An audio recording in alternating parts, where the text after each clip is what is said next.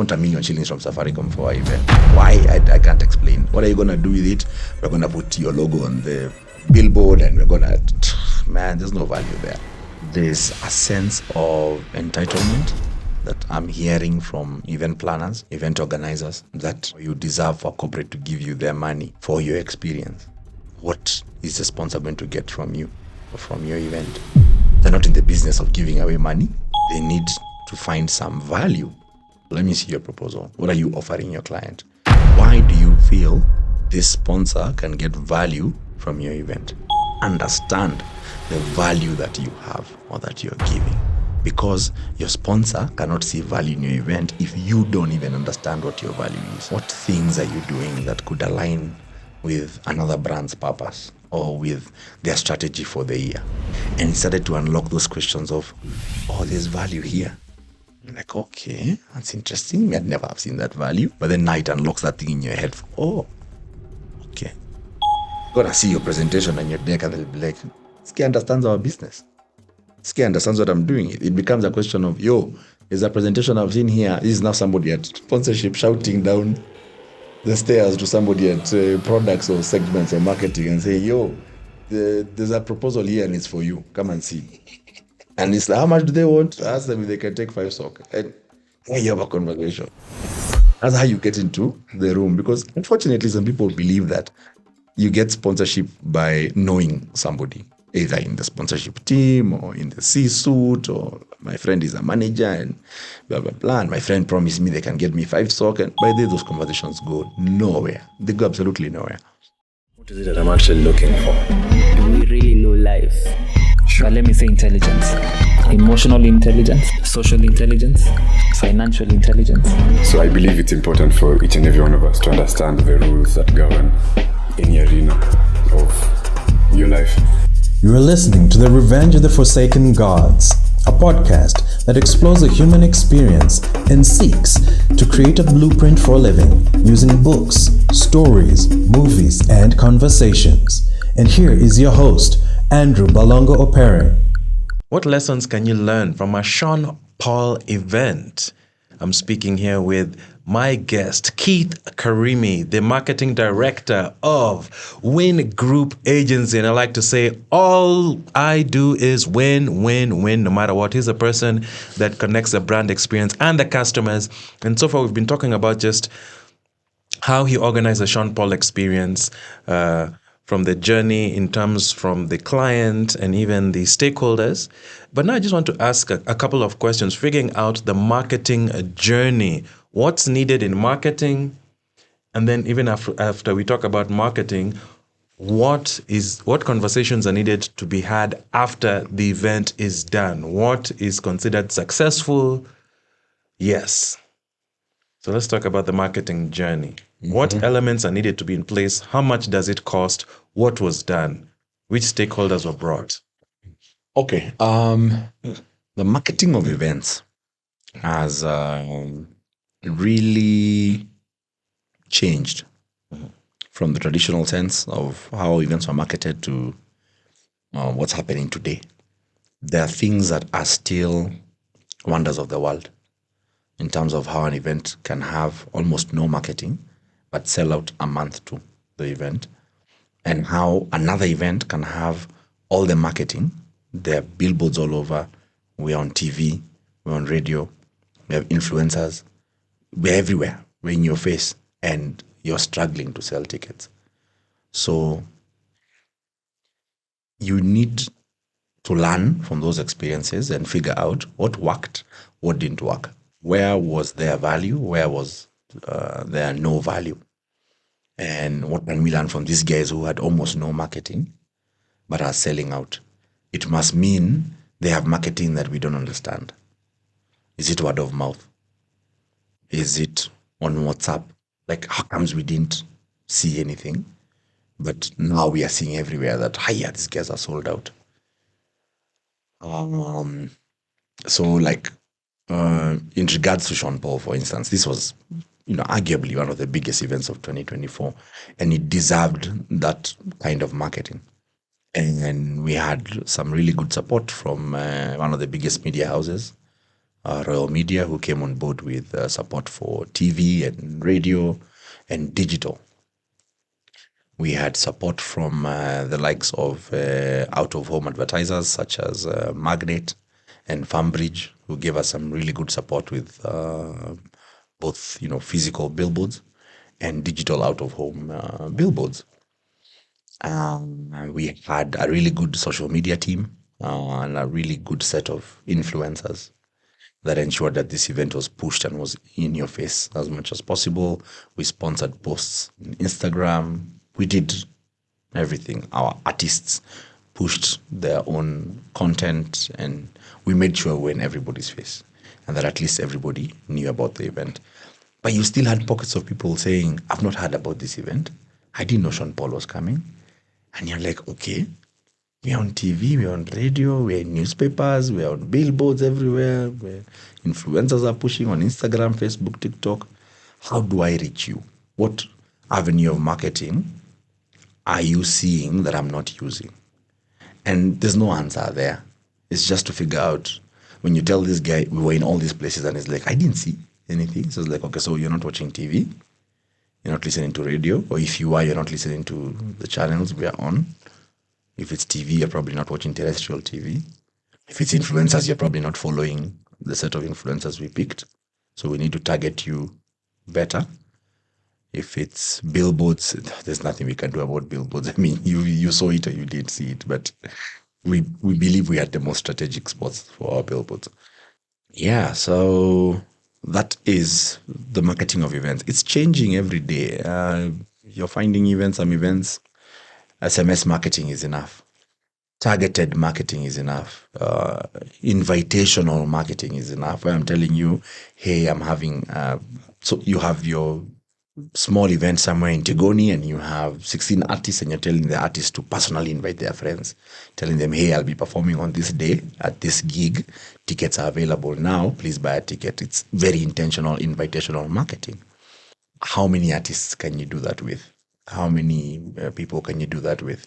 When you have a lineup like we did that was full of DJs, I don't expect DJ Grouchy will go on his phone book and send blast messages to people telling them, hey, I'm performing at this gig, please buy a ticket. He's not going to do that.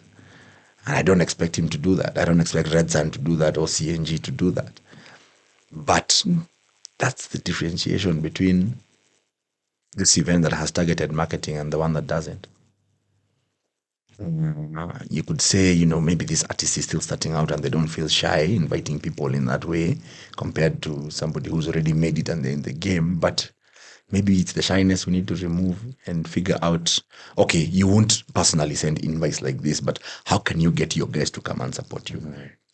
How do we get talent to understand that this is not just a job where you're being paid? This success of this event is your success as well. You don't want to be the DJ who was playing at a gig that was empty. It looks bad on you. I know you're going to say it's not my job to market the event. My job is to play. So you do your marketing. Me, I'm going to do my playing. My marketing needs you. You're my marketer. So if you can understand that, this is not going to work. You want me to boost posts and put up billboards and you believe that's enough to attract the crowd. It's not enough anymore. It needs to be targeted. It needs to feel personalized and invitational. That's what's working. It's funny, you'll find a DJ, for example, as big as they are, will understand that when it comes to marketing a club event, because they're either being paid on sales or they're being told, your longevity at this club is based on you attracting people to come. So they're going to go and do pieces of content and post on their Instagram and tell people, yo, come through. They're going to be on WhatsApp. They're going to be on Instagram, sending people DMs and sending people, broadcast messages and telling guys, please come through this Sunday. I'm playing here. And it's free, but please come through. And it's very intentional and invitational, and it works. Whenever I get those messages from my friends who are DJs, I feel indebted to go to support them. I don't know why that doesn't translate to events or to concerts. For concerts, it feels like yeah, I'm on the billboard, I'm on the poster, I'm on the lineup. You guys better be coming to see me, but don't expect me to start pushing Sean Paul's flyer on my broadcast telling you, yo, please come watch me play. No. So it's a delicate conversation. I've handled talent for maybe 6 years now, 5 years now, and I put myself in their shoes and understand their point of view. Then I try and get them to put themselves in my shoes so they can understand my point of view. And most often we strike a good balance and we strike a good understanding. It works. It's just a very intentional conversation that needs to happen with talent. Because those are the influencers. Those are the actual influencers. Yeah, that's the marketing of events. That's powerful. Today. And having the talent think about how it's like being in your shoes and you thinking how it's like being in their shoes. I think even that's the reason why we are having this conversation.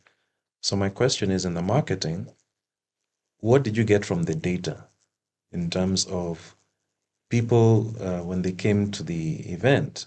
Did they say, oh, I don't know, 35% saw the billboard or 30% from social media?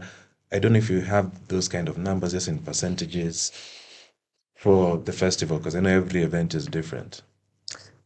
I'd like to say we did or that we do. And I really wish that we had that kind of information, but we don't. It's the sad reality or the sad truth that measurement is not being done the way it ought to be done, and people are not investing in measurement. And it could be all sorts of factors. It's expensive, or we don't know we should be doing it, or we don't know who does it. Working with corporate at Safaricom directly and then EABL indirectly, I saw the power of measurement, the power of research, the power of reporting, the power of saying, out of all our attendees, 25% heard about this gig on Facebook or on Instagram, or it was word of mouth, or it was TV, because that informs how you market the next time. But it now dawns on me that probably only the big corporates can afford to have a research team in place that does that work for you, which is why you're not seeing it being done by, private events or private concerts. And I'm saying this with, all the surety in the world because I attend most concerts. I've never been asked a question by a researcher. I have never received a survey on my phone to ask me how I heard about the event or how my experience was, or it doesn't happen. Why it's not happening, I don't know. Should it be happening? Yes. Because if you're not measuring it, how do you know that it's working? How do you know what's working? You're winking in the dark, so to speak. Who should be doing it? Is it Ipsos? Is it, this big research firms who can afford them? It's already hard enough to break even with just meeting bare minimum cost for your experience. Now you want to add in another X amount of dollars for researchers. Is that information valuable? Yes, it is. Is it worth spending X amount of money on? Yes, it is. Can I afford it? No, I can't. So what's the solution? Yeah. It's food for thought. It's food for thought. But I mean, we're in 2025. 100% of customers who are attending events are buying their tickets online, on their phones, or on their laptops, but mostly on their phones. Nobody is buying a physical ticket anymore. Nowhere is anybody buying a physical ticket.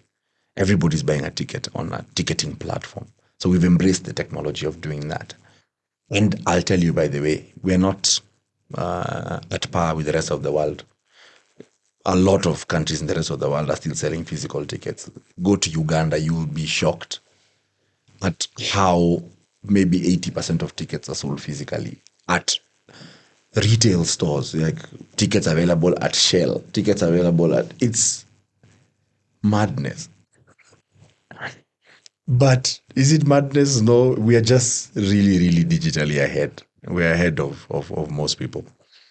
So 2025, Kenya is leading in embracing digital. We're all buying tickets online. We've understood it. Even for the longest time, all those geezers who you would hear say, me, I do not buy a ticket online. And they tell you, ni how much? Then they send you money and they tell you, ni to me. And there are still people who you send to a ticket on WhatsApp and they're like, what do I do with it? Do I print it? I'm like, no, just come with it.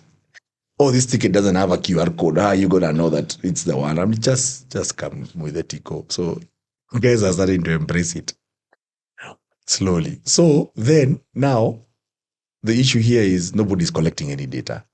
Why? All these ticketing companies are selling 100% of the tickets online through digital tools. Why are they not collecting data that is actionable, that has insights, that is measurable? When an event planner go to their ticketing platform and tell them, hey, you remember the event we did last year in June? Please pull for me a report. I want to know how many men I had, how many women I had. I want to know how many men were under the age of 35 and how many women were under the age of 35. I want to know what time the men over the age of 35 came to the event and what time the women under the age of 35 came to the event. There's so much you can do if you're able to mine that data. So many actionable insights that you can use, that you can take, that will help you plan your event better. What else can you measure? What are people spending their money on at your events?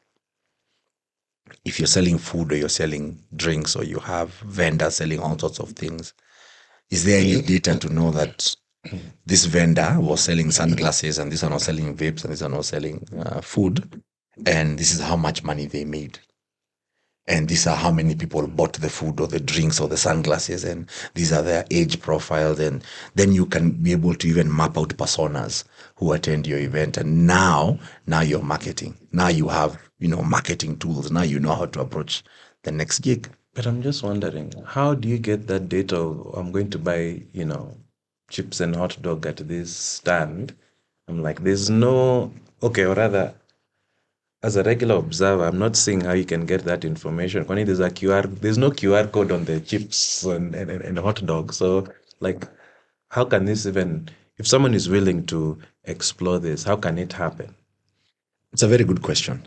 And when I speak about Kenya being digitally ahead in 2025, it's not just now that we are ahead. We've been ahead for a long time. Mostly owing to the access and penetration of internet access in this country. It's everywhere. I don't think there's a place in this country where you can go and say there's no internet. It doesn't exist. 95%, if not 100%, of adults own a mobile phone. And for about 60 or 65%, these are smartphones. So we've embraced technology for a long time.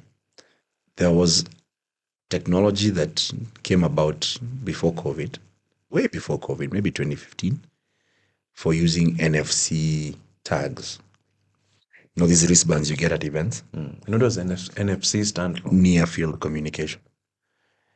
Nobody understood it. It was like, is it Bluetooth? Is it Wi-Fi? What is it? What drove people away from even trying to understand it was the cost. Because immediately it was, hey, this chip can do A, B, C, D, F, G. And you listen to the presentation and you're like, how much is it?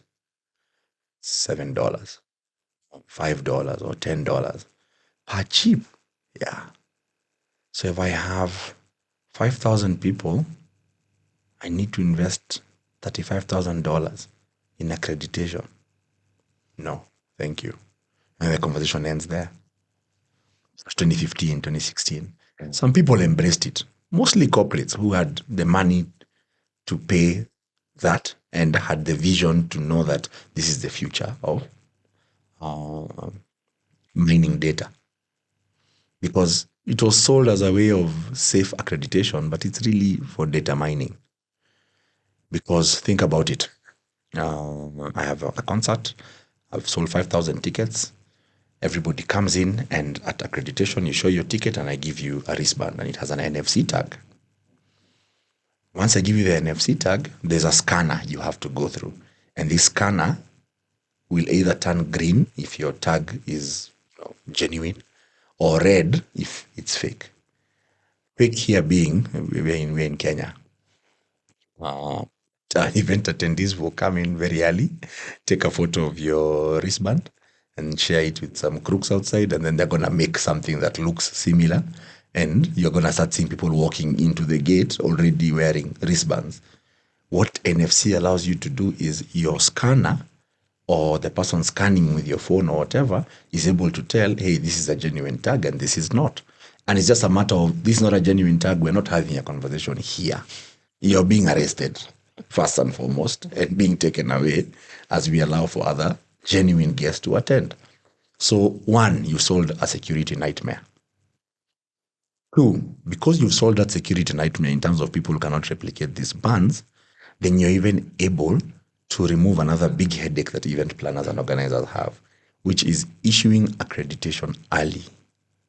So you have vendors, you have suppliers, you have crew, you have talent, and all these people are coming to the event on the same day as your event attendees, and you're issuing wristbands to all these people at the same time, and it's a mess, and there's a queue, and whose list is not, I don't know. The reason that happens is if I issue these wristbands in advance, they're going to be replicated. I know. So I'm going to know I have 500 wristbands that I've issued, but the 5,000 are going to come in. Kenya is chap like that. With NFC tags, I don't care if you replicate the 500 to 5,000, because 4,500 people will attempt to come in, but they won't come in. And they're going to start learning that. Okay.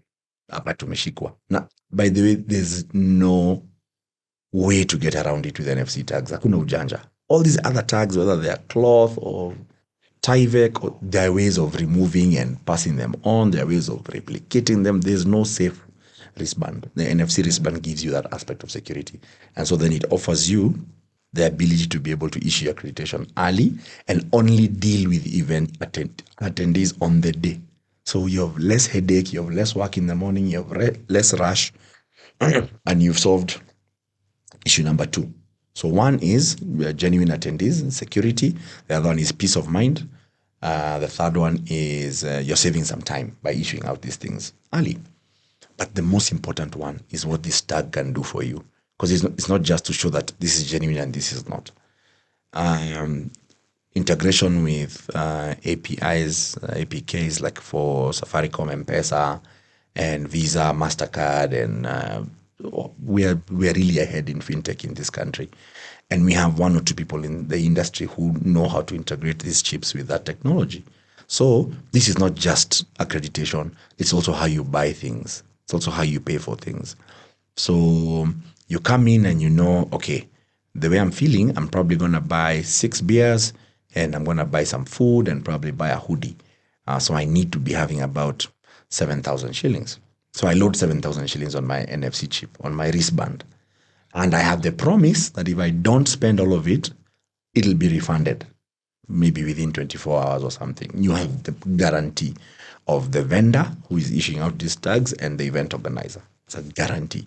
You load the money, whatever you don't spend, it comes back to you, like a reversal. So that way, you don't even have long queues of people trying to be like, what's the till number? What's the pay bill number? Again, convenience. This thing has so many advantages. So convenience, no long queues. People are just saying, give me 6 beers and give me your toll tap here. You tap. If there's not enough money on your chip, move away from the queue, top up more. And now people start getting used to that kind of thing. So again, this I think maybe is the 5th or 6th advantage. So convenience and faster buying of stuff. Then now comes the most important part. The data that you mine from doing all these things. Now you're able to tell what time did so-and-so come and where did they go first. Did they go to their tents and sit there straight away, or did they go to the bar and buy a drink? What did they buy? Did they keep drinking that drink until the end of the night, or they switched at some point? Where did they spend most of their time? If your ticketing companies are able to just add a bit more pooling of data, of course, in a safe way that's not undermining the integrity of this information. But if you're able to tell me that this is so and so, and this is their age, then there's so much I can do with that data. I can now go back to my sponsors, my suppliers, my vendors and stuff and tell them, this is what my event is all about. These are the number of people that I have. This is what they spend their money on. This is the time that they come to the gig. This is what they're interested in doing. And you can have these NFC readers everywhere so that somebody has to interact with it. So even though I've walked in through the gate, I'm at your event, if I need to walk in through VIP, I need to tap it. If I'm walking out, I need to tap it. So that I know this person is at VIP, they spent an hour, then they left. You don't even have to tap out. But if you tap in, then you tap in somewhere else, I know you left and tapped in somewhere else. Yeah. If you tapped into VIP, but you bought a drink 1 hour later at regular, then I know you left VIP and went to regular. And you'll be able to answer all these questions of why were VIPs buying drinks from regular and not from VIP, and so much data that you can mine from there that becomes actionable insights. Beyond that, now we're talking about NFC chips. Have your ticketing companies come up with a survey tool or a questionnaire, something that they push to the event attendee immediately the event is over, or even as they're in the event. If through sponsors, let's imagine you have like a Safaricom, and they've given you maybe 50,000 shillings worth of airtime for activations or for whatever, you can use it for survey or for data mining, where I'm pushing you. So imagine it's M-Tickets, and M-Tickets are sending you a message telling you, hey, please participate in this quick survey and win 100 shillings worth of data. I'm going to do it. To get data now, yeah, I'll do it. Then you click on the link, and it's 5 questions. Then you answer the questions, and then you get your scratch card number there, and you top up, and you're like, hey, you even start telling people about it. Wait, umefanya hiyo survey? Wanapeana 1 GB, wanapeana something. That's how events can start to have value. That's how ticketing companies, platforms can start to give value, so that I have that information. So the questions I'm asking you is, where did you hear about this event? When did you buy your ticket? I want to know whether people are preferring to buy tickets late, and why. Why did you buy your ticket? Why did you buy a gate ticket and not? So I'm asking you very quick questions. You don't have to write for me a survey, a whole paragraph or an insha. Just quick. I get my 100 bob airtime and I go. And that's how you're able to bring in somebody like Safaricom to the conversation. Because now you're telling them, I don't want you to just give us money and then come and activate something funny here. I'm trying to collect data and mine data that becomes actionable insights. And what you guys are now empowering us to do is to use your technology, because we're using your data, we're using your airtime to give back to the customer, and your customer is then going to use that data on your network, and they're going to be, it's so easy to package that. It's so easy to sell that to Safaricom and they'd buy it. And you're not asking for a lot. Yes, we want 1 million shillings from Safaricom for our event. Why? I can't explain. What are you going to do with it? We're going to put your logo on the billboard, and we're going to, man, there's no value there.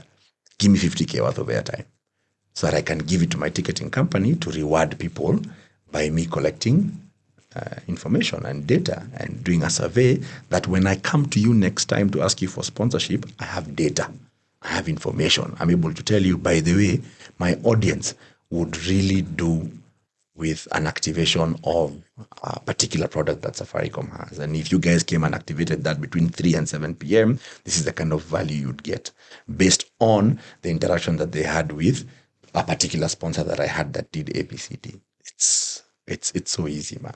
You see, when you're sharing this with me, especially the tail end, you bring up something that's not very obvious. What is it that a sponsor is looking for? How is it that you can show value to this sponsor?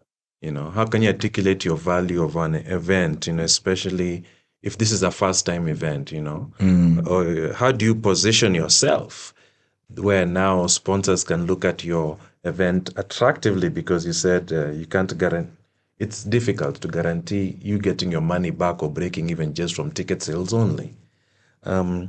So how can you understand what you have and who will benefit from it? That's a really interesting question, Andrew. I get asked a lot, even by my own clients. How can we attract more sponsors or better sponsors, or how can we get more money? We got this last time and we want more this time. I get asked by friends and probably future clients, who can I get to sponsor my event? I then hear conversations in the industry where people are saying, my event didn't do well because I didn't get enough sponsorship, or because so and so didn't give us enough money, or so and so lingered our proposal. And there's a sense of entitlement that I'm hearing from event planners, event organizers, that you deserve to be sponsored, or you deserve for corporate to give you their money for your experience. But then I ask very simple questions. What is the sponsor going to get from you or from your event? They're not in the business of giving away money. They need to find some value. So what's in your proposal? Let me see your proposal. What are you offering your client? 16 different packages or 8 different packages. We have silver, bronze, gold, diamond, titanium, nini, and all of them is just you're adding one pack. And the packs that you're adding are nonsensical. You're telling a sponsor that you're going to put their logo on the screen, and their logo will be on all your comms, and the MC is going to mention them, and they're going to get a space to put a tent to interact with your audience, and they don't need you. These are the biggest buyers of media in the country. Your logo on a screen at an event has no worth for somebody who has bought 120 shillings worth of media on terrestrial TV. My logo is going to be seen anyway. I don't need to come and put my tent at your event. I can go and put it at Two Rivers and attract the same people. In fact, I have a roadmap for activations, and I have agencies who I have given POs to go out and do activations the whole year. So it's already being done. The only thing you're telling me is, instead of doing it at Two Rivers this week, come and do it at my gig. Why? So we need to rewrite that whole proposal, all these letters we are writing, and start by, who are you targeting and why? Why do you feel this sponsor can get value from your event? What is the value? We go back another step. Do you, the event organizer, the event planner, understand the value that you have or that you're giving? Because your sponsor cannot see value in your event if you don't even understand what your value is. So go back to the drawing board and evaluate. What are we doing? A concert. Who's performing? Who else? Okay, what's the experience? Why? Why should Safaricom be interested, or EABL, or Visa, or MasterCard? Why these guys? Because you feel they have money and you saw them sponsoring another gig. Maybe there's no value absolutely here for them. But do a deep dive. What's your purpose? What things are you doing that could align with another brand's purpose or with their strategy for the year? We have more corporates in Kenya than you could ever reach out to. Why are you focusing on Safaricom, ABL, Visa, MasterCard, those are the guys I want to nini my brand, when you could go to smaller brands that can align with your value? You have, and even me, I didn't believe it last year when I discovered that a brand like Modo Kinju Paints would give money to an event. They gave us money at Korom Festival. More money than we were given by Safaricom. And there is something they saw in supporting our event that even us had not seen. And it started to unlock those questions of, there's value here. Did they ever tell you what they saw? Yes, they did, but not in depth. They saw a target audience that was heavy in construction. There's a bit of a construction boom happening in LD, and they could see that the construction boom is really attracting more and more investment of hardware stores and stuff in LD. So we want to be in your face when you're being entertained, so that when you're thinking about buying mabati, you remember Modokinju. Like, okay, that's interesting. I'd never have seen that value. But then now it unlocks that thing in your head. Oh, okay. And it's a no-brainer. When you start to see there's an influx of hardware billboards in town, it means they have marketing money. So if they're going to put up billboards, they're just trying to attract anyone. What if you can show them that in your event you have the TA that they need? You have your actionable insights. By the way, I have 400 men at my event and 300 women.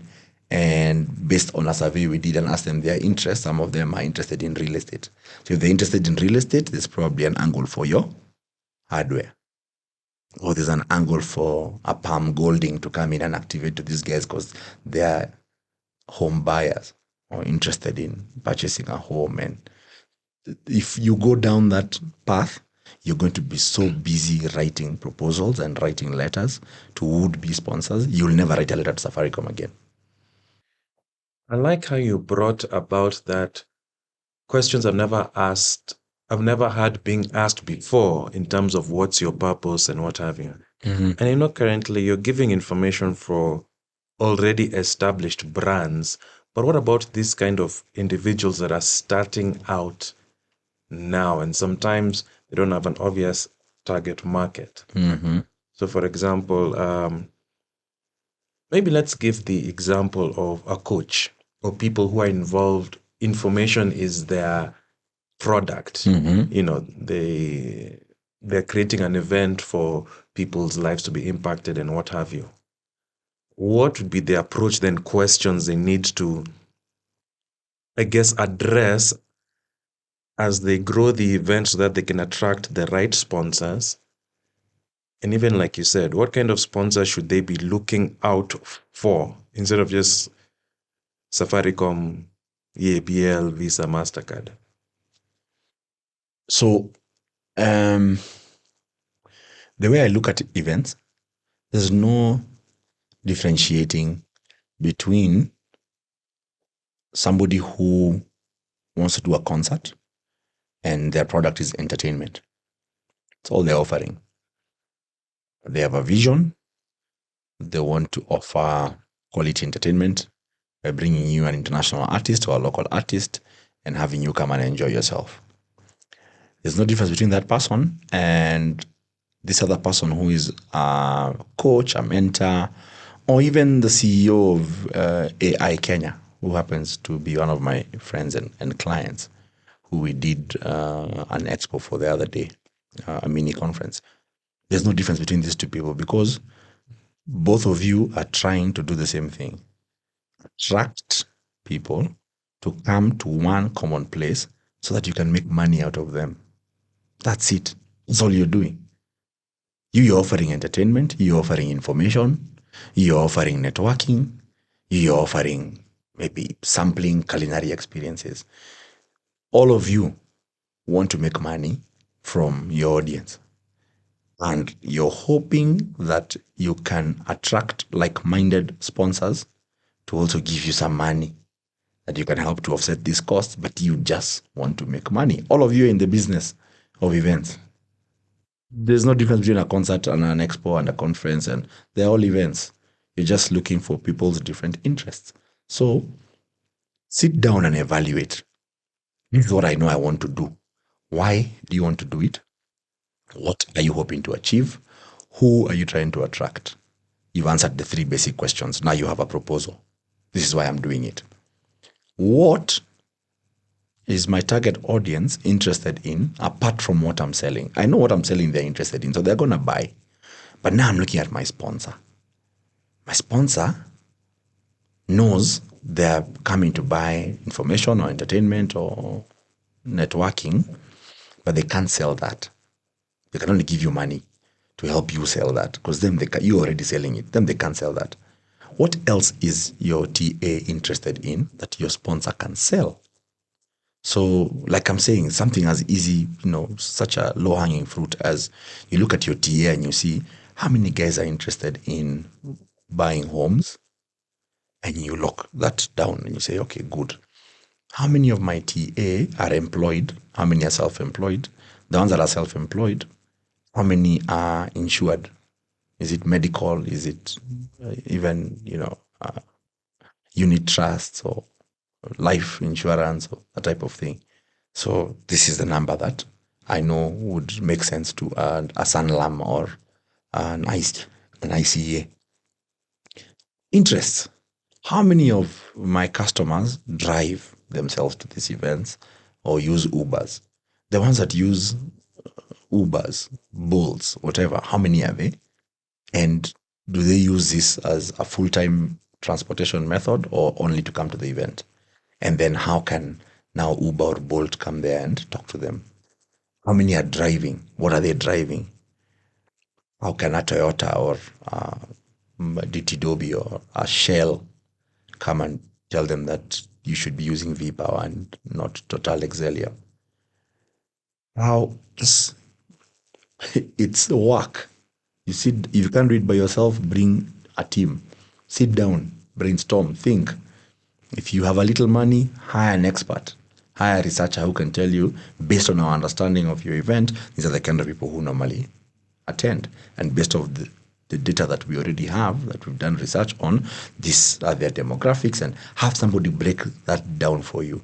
Then target your sponsor based on, these are facts. I'm not just telling you, please sponsor my event, this is going to happen. No, come for my AI forum at Movenpick. I have 600 people.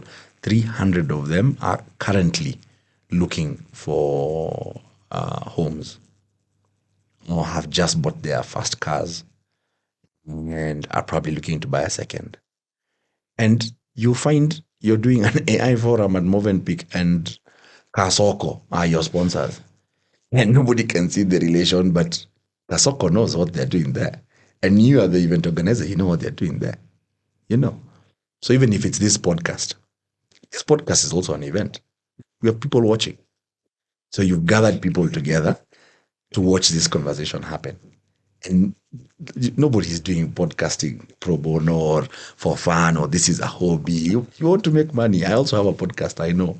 And I know the struggles we've had. We did 2 episodes then post because we were like, who's paying for this thing, Bana?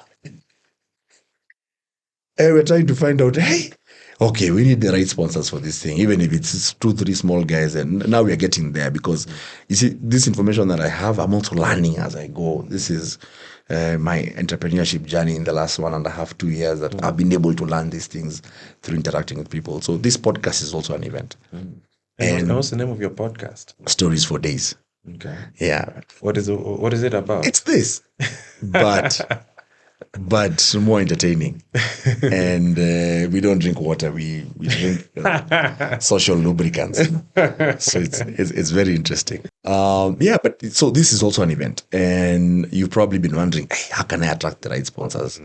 Because we're having a conversation about marketing here every week or every month or every other this and that, and you're not attracting the right people. And probably you've just been going for, you think this is something that the Marketing Society of Kenya should plug into, or the guys who do the Chartered Institute of Marketing, or those guys. You're thinking that's your Safaricom and your EABL, and so you're stuck there. But you haven't looked at, and you see with the podcast, you are even in a better position to mine data than somebody who's doing an event and is not mining data, because you can look at your audience profile. You can use tools, AI tools, that will help you break down your audience, and they can tell you what their other interests are, depending on where you're putting your podcast, of course. But I know YouTube, Google, Spotify, and then using other AI tools, you're able to mine that data, and you're able to now go to Soko and tell them, by the way, half of my audience clicks on ads where cars are being sold. And you have this marketing podcast, but at the bottom is Kasoko or Palm Golding or Uber, Shell, Vivo. That's your clientele. So look at your target audience, and their interests and how that is of interest to your sponsor. This is very powerful because I've never really considered a podcast as an event. And now what you're sharing is starting to make sense to me when people ask, how many people are listening to your podcasts, what have you. So I think even this is vital information for anyone starting out, whether they're an influencer, whether they're even an actual business. I think they need to have a podcast or an event, because now if you have your community, it's very easy to interact with your community to find out what it is that they want. Yeah. So that you can get it to them, because the reality is the big players have their focus and they cannot sort out everyone's needs. No one is optimized to sort out everyone's needs. So that's why, for example, your focus is marketing, events, and all those knowledge around those experiences. So it's a very powerful sentiment. And I would even like to put a challenge to whoever is listening that, I want to try and take this experience to the next level, because I found out we can go to forums, we hear this nice information, but how do you actually apply this information? So I'd love to, consider having a masterclass with you about how do you articulate the value of what you have in your hand, whether it's a podcast or event or something that you want to start. What are the questions someone needs to consider so that even as they're executing, they'll make sure that their event has those outcomes. So now by the time they've grown, they're ready for whatever sponsor that might highly likely be valuable to them and what have you. Yeah. And even as we close on that, I think I mentioned the use of AI tools that you can use to mine your data. Yes, yeah. For something like this. And right now, on everybody's mind, when you say AI tools, everybody will quickly rush to ChatGPT, and now everybody's talking about DeepSeek. Everybody is using Canva to make their decks. But from the information I've shared today, if you're able to just sit down, break down your TA. If you've done an event before, even without having done the research, you don't have the research tools, you don't have a survey, you don't have anything. These are things you're going to deploy later in your events, but you have your mind and you have your numbers, and you can be able to sit down and think and say, if I think about my event, this was the age demographic. It was between this and this. And this is how much they were spending at the bar, this is what they were driving, and this is what they were wearing, and this is you can come up with a data set. Throw that data set on ChatGPT, and then it's the quality of the prompt that you put on AI that gives you quality data. So throw that data set on ChatGPT and tell them, look, this is what I gathered from the event that I did on this day, and this was the time and the date of the event, and these are the guys who attended, blah, blah, blah. I want you to break down for me this data set into personas in terms of who you think my 4, 6, or 8 personas are. It then breaks it down for you, and you say, okay, now, with these personas, I want you to look at which SMEs in Kenya I can target that are targeting the same personas as the guys attending my events. So ChatGPT and DeepSeek are amazing. Quickly they'll be able to tell this is your demographic and your personas, and these are the guys who you can target and why. Then look at even your big brands. Everybody wants a big brands. So you look at your EABL and all their brands, look at Safaricom and because for them, they're very public and vocal about what they're doing. So do a bit of research. Go on their websites and see, what is Safaricom's focus for this year? What have they been doing? Go on YouTube, Safaricom's YouTube or TikTok page, and look at what they've been activating. What products are they activating? Who are they targeting? Blah, blah, blah. But they'll give you this information for free. If you look at an activation that Safaricom is doing on Instagram, if they put like a post activation report or a picture or something, blah, blah, blah, in the caption, they'll give you all the information. So you know Safaricom is marketing this to these people. This is why. This is what they're doing. All the information is there. So take that information, go back to your AI, go to your ChatGPT or DeepSeek and tell it, this is what Safaricom is aligning to this year. I've seen 4 different products they are marketing. This is who they are marketing to, and this is how. Can you match this with the personas in my event to show Safaricom how they can activate better at my event and get better outcomes than how they are currently doing it? You're going to see your presentation on your deck and they'll be like, this guy understands our business. This guy understands what I'm doing. It becomes a question of, is a presentation I've seen here. This is now somebody at sponsorship shouting down the stairs to somebody at products or segments or marketing and say, there's a proposal here and it's for you. Come and see. And it's like, how much do they want? Ask them if they can take 5 stock. And you have a conversation. That's how you get into the room. Because unfortunately, some people believe that you get sponsorship by knowing somebody, either in the sponsorship team or in the C-suite, or my friend is a manager and blah, blah, blah. And my friend promised me they can get me 5 stock. And by then, those conversations go nowhere. They go absolutely nowhere. If you're not offering value, all these sponsorships, they have to be monitored and evaluated after. So the sponsorship committee or the team in charge or the exco or the board, they're going to say, we sponsored a gig last week called ABCDFG. What's the outcome? I want to see a report. How much ABC did we sell?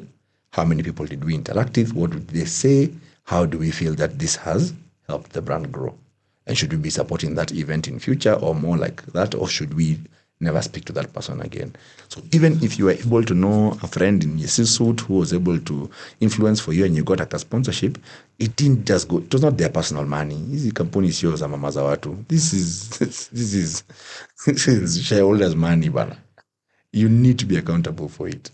You've brought a very interesting thing which will lead to my last question before we go to our fun questions to close out the podcast episode. Is you spoke right now about what were the wins after the event? What did the shareholders get?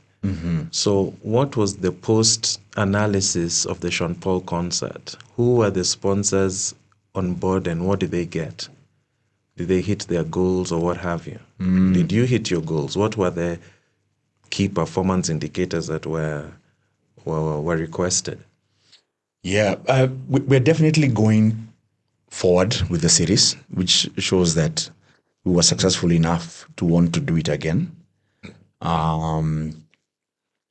We had great support from a whole myriad of corporates, partners, more notably Pernod Ricard, who sponsored the alcohol segment as it is through Jameson and Martell.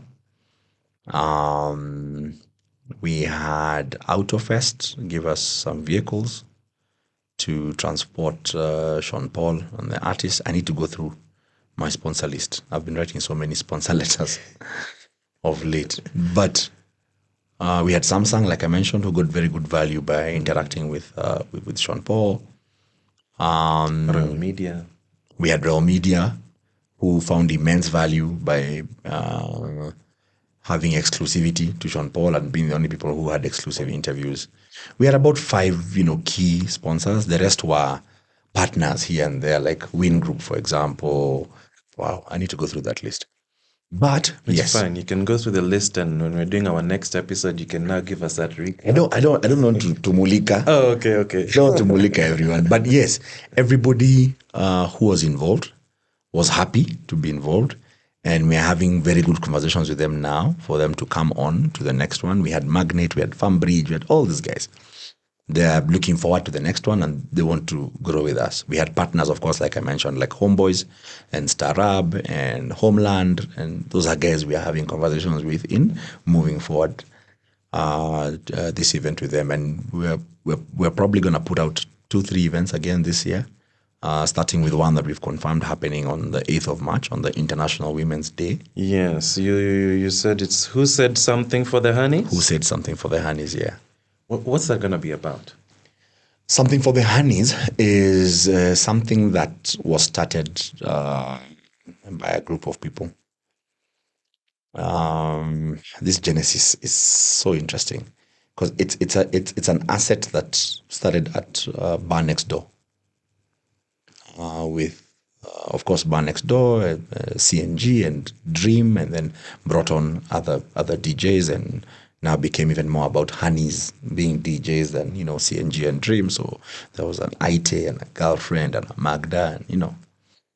And it's one of the biggest things that happens in Nairobi on Wednesday night, which is ladies' night. It's something for the honeys.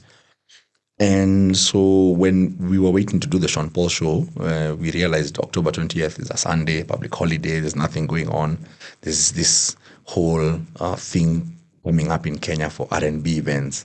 There's a Rhythm and Branch, and there's a R&B Street What, and people are really getting into that R&B thing. And we said, let's do something for the honeys out of BND.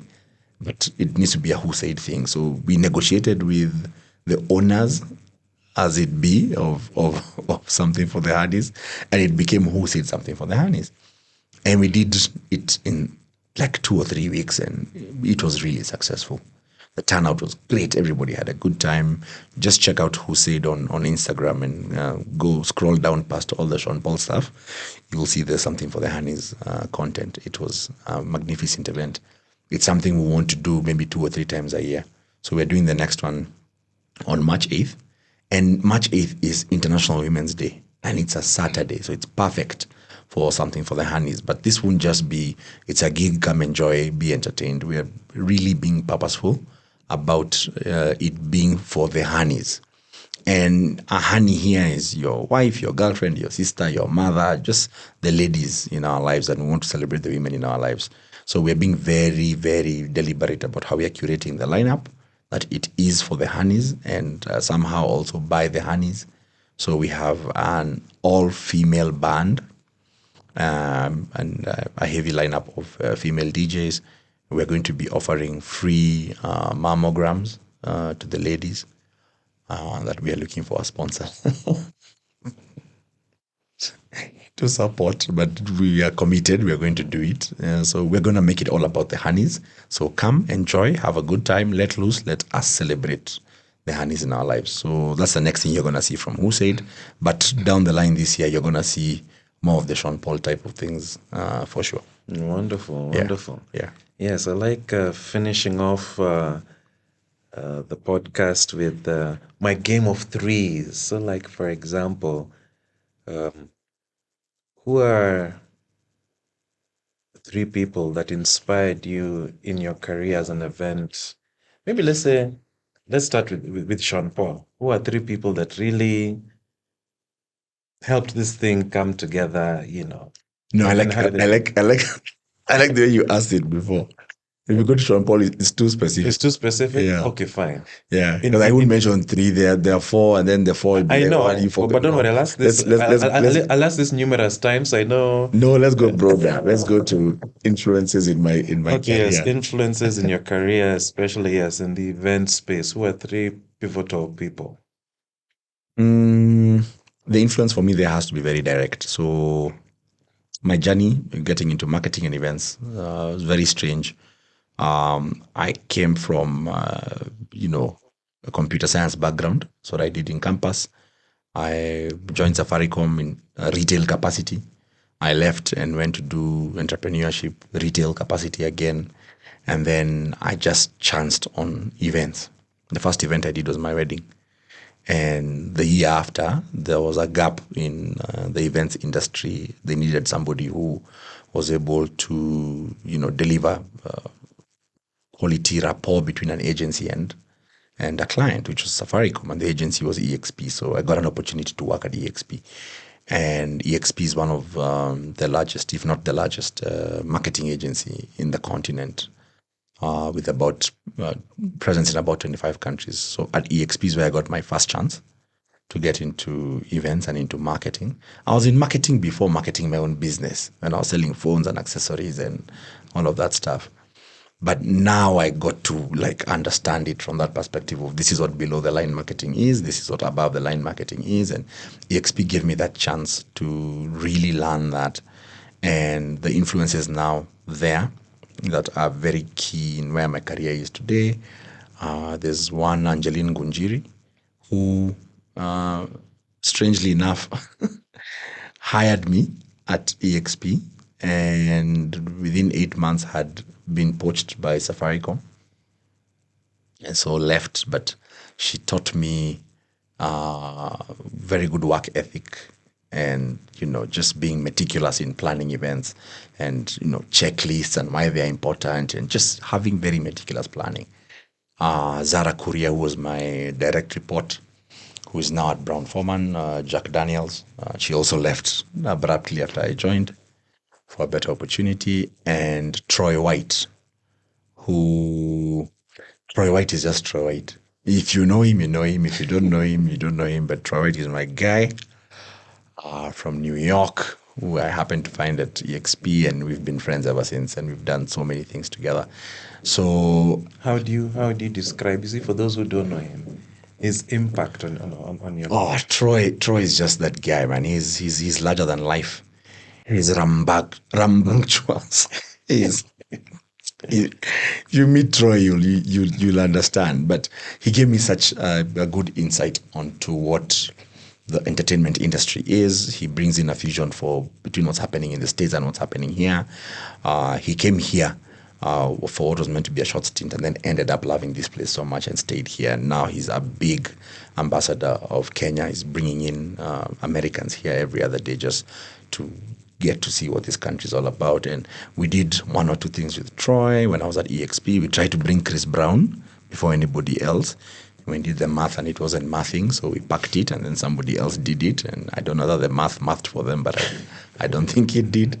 But yeah, Troy has been that person in my life who gets me to see the bigger picture when there's no picture. Wow. At all. So those are my influences from when I started my career at that point. And then, like I said, my time at EXP was very short. I came in very green, knowing nothing, but with influences like Angeline and Zara, I was able to quickly learn what it took to do that job and do it well. And between training and being at the top of the team, it was a very short time. And Angeline left to join Safaricom, and Zara went to join Brown Forman or Jack Daniels. And within a year of me joining EXP, I was at Safaricom. I had now been poached at Safaricom as well. And now that's where come my next set of key influences in my career, which is my direct report at Safaricom for almost the entire duration I was there, Eric Kivasu, who is now at M-Pesa, and Zahida Suleiman. How did Eric influence you? Eric is from the ground up. You know, this guy who can tell you mazemi nilianza kufanya activations na events 2002. I don't want you to guess how old Eric is, but he has the streets. He has the background. He has the information. He can tell you when we were doing this with Big Kev back in the day when I was at True Black, then when I was at Scanad and Nini, and then he went to TZ, and he has his influences from TZ, and he's like, my guy, me, I know. So the way I know, for example, the way the information I had about business and like selling phones and accessories and knowing the streets from that perspective, Eric had the street smarts for events, which he then now brought to corporate. So it brought a very interesting twist of, events in a corporate way, me, I know it from a street kind of way. If you merge it, you're going to succeed. So that was the influence that Eric was for me. Wow. And how did the baby look like, the merging of corporate and street market? It was fantastic. We did the best work. We did the best work ever. It was a really good time. This was, between like 2016 and COVID. And if you knew anything about Safaricom events at that time, yes, we were market leaders. And I don't think we've been rivaled until today.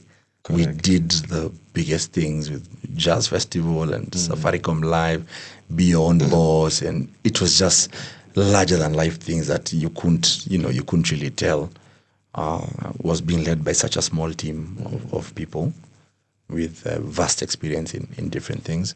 Correct. But of course, there'd also have been no Eric Kivasu without our head of department, who was Zahida Suleiman, yes, who is probably the most knowledgeable, most experienced marketer we have in events in corporate Kenya, because she spent about 20 or more years at Safaricom from birth, from Jinadin. Wow. Doing events to Zahida being in charge of events. And through her guidance and her leadership, just like Angeline taught me the importance of, just doing the right thing and doing it well, and letting your work speak for you and shine for you. And she also opened the door for anyone who worked under Zahida will tell you, she really opened the doors for us in terms of interacting with people above our pay grades. So when I was at Safaricom at the brand experience department, we were probably the only guys who could walk into directors' offices or chiefs' offices to ask for a quick favor or to get somebody to unlock for you something quickly, to a point where now these chiefs and directors call us personally to say, hey, my team is trying to do something and they're struggling with this. Can you please lead this initiative? And you now almost become like friends. You find there's a WhatsApp group at Safaricom that has only Exco, but somehow has brand experience guys in it.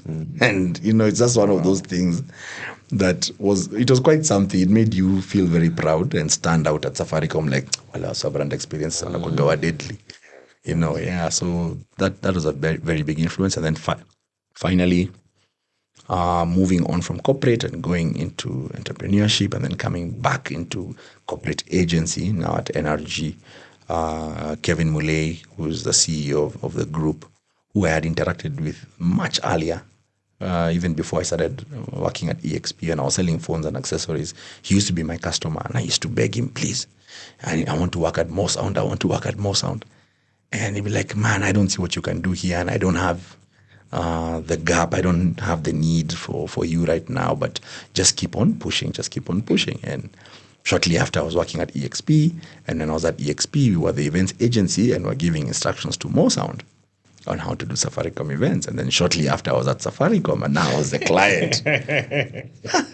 You see? Yeah. Now I was the client, and we became very good friends. And now when I left corporate, went into a bit of entrepreneurship, and then met Kevin, and we had a very good conversation, and he said, I need you in my organization. I need you to come and do ABCD, as he was pivoting into doing other things, which I'm sure you've seen. So it was a very interesting relationship that we had with Kevin, from he was my customer to I was the agency giving them a brief to I was his client to now he's my CEO.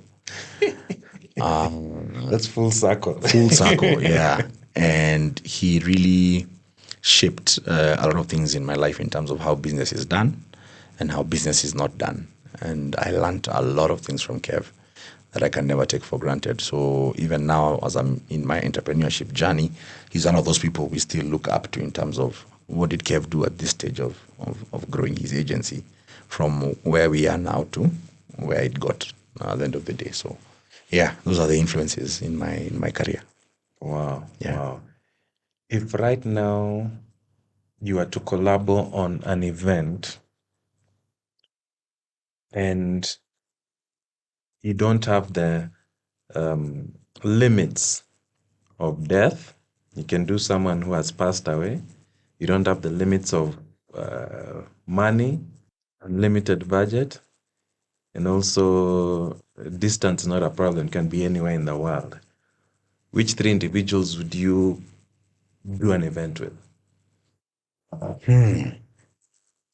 Everybody, every event organizer, every event planner in Kenya, especially for those of us who have a niche in entertainment, you'll always hear in a conversation somebody say, I want to do the Tomorrowland in Kenya.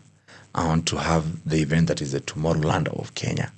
Tomorrowland is that thing everybody looks up to in terms of, wow, man, that's the biggest event in the world. And for those unfamiliar with Tomorrowland? Tomorrowland is, if you're unfamiliar with Tomorrowland, there's absolutely something wrong with your knowledge of festivals and concerts in the world. Tomorrowland is probably the biggest event in the world. It's a musical festival that has it's electronic dance, music, house, Afro house type of EDM type of music. It's a festival that takes place over 3 days in Europe, I think mostly in Belgium, and now they've grown to doing it, I think maybe even 2-3 times a year. But it's one of those things for you Google Tomorrowland, and what you see on YouTube, for example, you're like, what the hell is this? It looks like 1 million people. And it's very expensive to attend. So you're like, these guys have ticked all the boxes. They have one of the most expensive tickets and they have the biggest crowd. How do they do this? And how do they do only 2 or 3 events in a year? And that's all they do. That's the person you want to be like. The person who does an event goes on holiday for 2 months. So whoever the brains behind Tomorrowland is, when they started and could see that vision, that's the first person. Second person is Modoni Drama Queen, MDQ. For nothing else but sheer resilience and being very intentional about making Blankets and Wine what it is today. And it's for an event that is owned just by one individual. It has stood the test of time and outstood events that were backed by corporates. Blankets and Wine has outstood Koroga, which had a lot of corporate backing. And MDQ just kept on going and going and going. And until today, it's one of those shows where she announces Ticos, they're gone. I'd like to understand what kept her going, even when she took a break and then came back, when she got sponsors and then lost them, and then she's able to do some things that nobody has ever seen being done in this country, like having EABL and Pernod Ricard both sponsor your event. It's never been done. It's never been done. But wow. Yeah, MDQ is that force of nature who's like, yo, this is Blankets and Wine. You're either or you're not. I've had the pleasure of meeting her once or twice. I don't know if she'd remember me, but I think even when we were talking or when I was meeting her, I was trying to book her for an event to perform and not necessarily anything to the Blankets and Wine. So that's the second person. The third person is, I don't even know who this person is, just like with Tomorrowland, but it's whoever is behind this new force of nature in Kenya called Ngemi. I don't know if you've heard of Ngemi. Mm-mm. Ngemi is Gikuyu pop music. I think they've done 2 events. This is probably their third one. I think this is maybe Ngemi 3.0. And it's happening on March 8th, same day as us. They sold out 2 weeks ago. He had something like 4,000 tickets.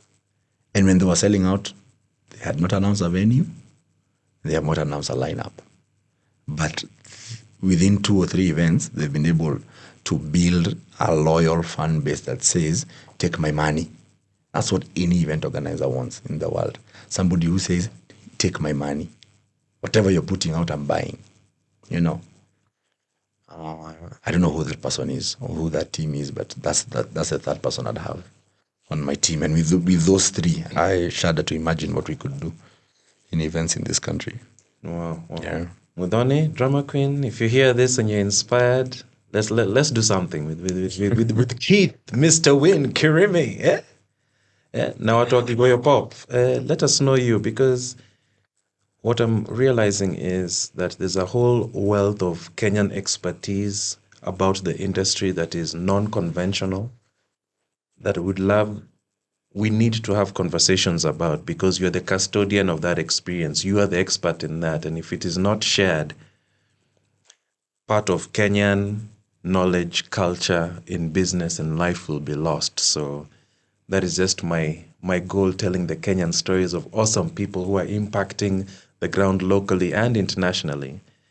And yes, we get to finish our podcast by what are maybe 3 movies, books, artists and music, either that you're listening to now or that are like classic for you. And maybe for the books, you can mention maybe 3 in marketing and events and 3 in regular.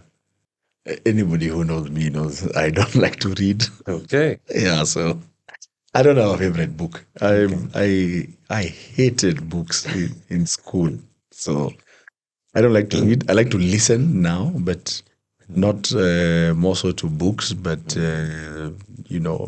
podcasts that are short. Just as I'm walking, I walk a lot now.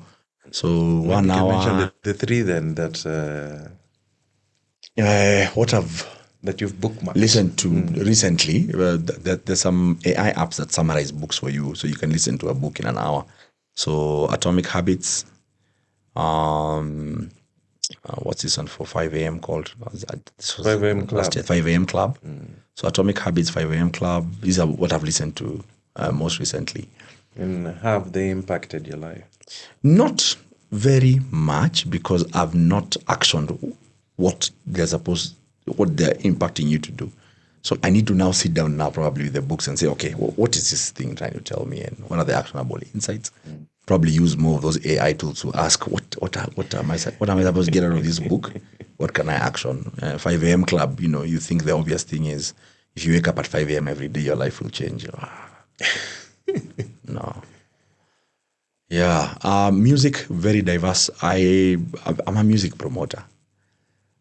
Currently, I'm working with P Unit on their 20-year celebration. So I'm only listening to P Unit at the moment. I'm only cheating with them with Bien and Mario on their new joint, Nairobi. But other than that, I'm only listening to P Unit at the moment. Which are the top P Unit songs that you have? I know there are a lot. If you attended the show on Saturday, you would know there's no such thing as the top 3 songs. All their songs are bangers, all of them. I know, but remember there are some Kenyans who are encountering P Unit for the first time listening to this. Yeah. So it is through you're getting them their beginning journey of start with this song, those start with that. songs shaped our generation, man. So all of them had a specific period that, they made sense for. But of course, Sio Lazima to Do, Munkare, and Una was our top 3. Yeah. Yeah. Movies, no. I watch very little movies. I watch more of series. And most of the time it's just stuff to I just want to look at the TV for an hour. And I'll binge watch series. Currently I'm binge watching Night Agent. I watch a lot of medical dramas, so I've just finished binge watching New Amsterdam and The Resident. I love medical and legal dramas, so that's what you'll find me watching anytime. Yeah. Wow, thank you very much for that.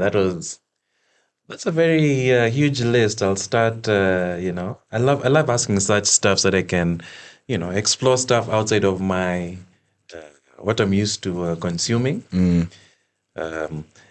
For the individuals that are interested, in learning more about your work in the event space, how can they best get in touch with you? Well, if it's, in terms of work-wise, nowadays, the only email I give is my work email, which is Keith, Keith, at wingroup.agency. If it's a more general inquiry, you can use bookings. So it's bookings at wingroup.agency. But if you need to reach out to me personally, Keith Kirimi at gmail.com. All right. Social media, I'm on probably all of them.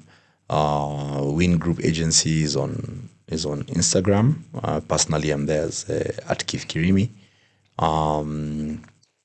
IG is our biggest avenue. I'm on TikTok personally for fun. Page I do with my son, at Keith Kirimi. I dislike Twitter or X. It's full of bullies. I don't get it. It's one of those things that pitted me, and but I'm there at Jatelo Kirimi if you need to reach out to me on Twitter, and that's it for social media. Facebook is dead. All right. Yeah. Well, you heard it from the marketer himself. Facebook is dead. But if there was something that stood out from this conversation, like something he said, a quote, please hit him up at Keith Kirimi on Instagram. I guess that's his preferred space. But also hit me up and tag me too at Revenge F Gods. And I'm thinking of doing that masterclass of how to go ahead and articulate your value so you can be ready for sponsors. If you're interested in that, please share in the comments below. Feel free even just to DM at Revenge F Gods on Instagram, Facebook, TikTok. There's even a website. So if you want any other information, I'm planning to have multiple sessions with Keith here, whether you're a marketer or whether you're an individual that you want to find out more about the event space or how you can just engage your people more and impact your business. Just hit us up at Revenge F Gods and we'll pass it on to him. If you found value from this conversation, please do like, subscribe, and share with a friend so that all of us Kenyans and even non-Kenyans, you'll be awesome in whatever it is that you are doing right now. And yes, I have been your host, Andrew Balongo Opere, and you are tuned in to the Revenge of the Forsaken Gods. And remember, just like our guest, Keith Kirimi, make sure go out there and win, because all you do is win, win, win, no matter what. All right, until next time.